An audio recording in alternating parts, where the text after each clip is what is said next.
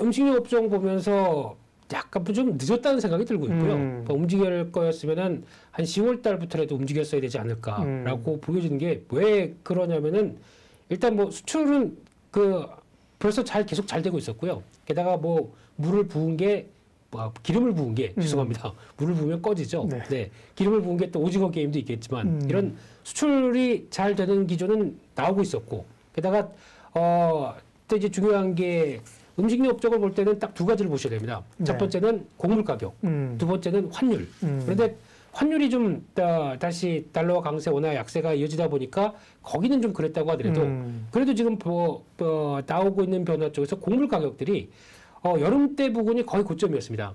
뭐 대두, 소맥, 옥수수 이런 것들 보게 되면 거의 다 그쪽이 고점이었다가 지금 보면은 다 하향 안정화되어 있는 상황들이고요. 네. 그러면 그 사이에 벌써 막 올라가는 원자재 가격이 올라오다 보니까 음식료 업체들은 죄송합니다. 우리 제품 가격 올려야 될 이유가 생겼습니다. 그래서 제품 가격들 한 3차례씩 다 올렸었죠. 그런데 지금 그 사이에 곡물 가격이 뚝 떨어졌는데 곡물 가격 떨어졌으니까 지난번 라면값 올렸잖아요. 그렇죠. 네. 곡물 가격 떨어졌으니까 저희 내리겠습니다. 라고 안 하죠. 절대로 안 합니다.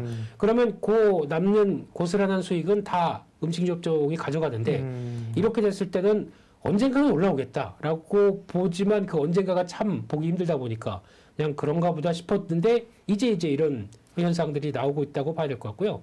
그런 쪽에서 음식료 업종들 보게 되면 저희가 오히려 그 밸류를 찾게 되면은 네. 예전에 한 5, 6년 전이 더 어떻게 보면 비쌌습니다. 그러니까 보통 음식료 업종들은 저희가 먹고 마시고 하다 보니까 경기 방어적인 성격이 있어서 그렇죠. 보통 뭐 저희가 PR 계산하게 되면 뭐 15배 뭐 이 정도까지도 줘도 뭐 괜찮아. 뭐 현금 꾸준히 돌리는 회사들이니까 그랬는데 지금 보게 되면 음식료 업종들 10배에서 왔다 갔다 하는 회사들이 더 많거든요. 그렇다는 얘기는 오히려 그렇게 좀 소외돼서 저평가를 받았던 측면들도 있는데 이게 참 어떻게 보면 가치주 성격이라고도 봐야 되겠죠. 이게 참 많이 무시됐었구나라고 하는 현상들도 같이 반영이 되는데 그러다 보니까 가장 먼저 시장에서 부각받았던 건 삼양식품입니다. 이 삼양식품이 쉽게 말씀드리면 코스피 200에 이번에 빠졌습니다. 네. 그러면 패시브 자금들 안 들어오다 보니까 이거 이제 끝이야 라고 생각을 했는데 그게 아니라 코스피 200 안에 있을 때는 공매도. 엄청 고생하다가 이제 딱 편입되다 보니까 공매도 세력이 더 이상 공매도를 못 하거든요.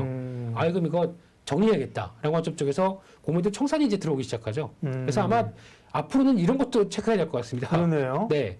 코스피 200 안에 있다가 들어가는 게 아니라 빠지는 거. 빠져서 그동안에 공매도가 많았던 종목들. 네. 보니까 뭐 몇몇 종목들 돌아다니는데 뭐 NK맥스부터 LX홀딩스 이런 종목들 얘기가 나옵니다. 근데 LX홀딩스는 벌써 이만큼 올라와 있고요.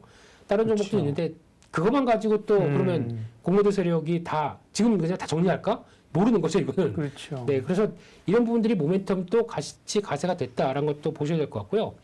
또 라면은 그래도 농심이죠.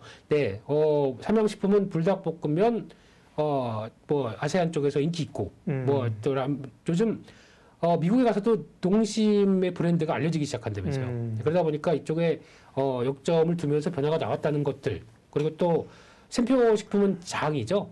이제 또 거의 다 콩도 국산 콩으로 하는 것 따로 있고 뭐 해외에서 수입한 것 따로 있는데 그냥 업수용은 거의 다 해외 쪽에서 들어온 거겠죠. 그러다 보니까 이런 부분들 게다가 CJ제일제당 움직인 거는 라이신이라고 하는 사료 첨가제 이쪽에 대해서 또 가격 수출 잘 되고 있다고 보니까 이 영향을 받았는데 중요한 거는 이게 약간 시장이 좀 정체가 되다 보니까 약간 소외된 쪽으로 움직이는지 아니면 이거를 진짜 실적으로 움직이면서 계속 추가적으로 갈지는 조금 더 확인해 봐야 되겠지만은 일단은 재조명이 되고 있다 보니까 갖고 계신 분들은 여전히 홀딩은 가능하겠다라는 쪽에서 실적 진짜 싼 거는 한번 제가 여기 한국증권금융TV 나오면서 처음에 말씀드렸던 게 사조대림이었거든요. 네. 네, 그 콩기름.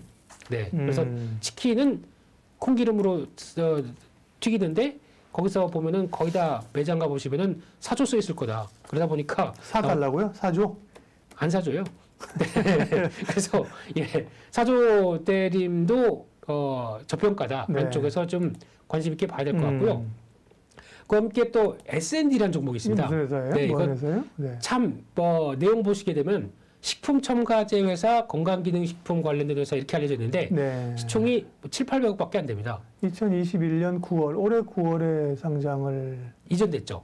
이전 상장. 네. 그래서 생소한 거죠? 네네. 그랬는데 이 회사 잘 보게 되면은 삼양식품에 들어가는 불닭볶음면 소스 이쪽을 거의 독점적으로 납품을 하거든요. 그러면 이게 그거를 통해서 그러니까 식품 첨가제 다 들어가다 보니까 네. 그냥 식품 관련된 쪽인데 주가가 안 비쌉니다. 그러다 보니까 많이 빠졌다고 봐야 되겠죠. 그래서 여기서 변화할 수 있는 소지도 있다는 거에서 너무 작다 보니까 그렇다고 하더라도 단단한 것 같습니다. 회사는. 네.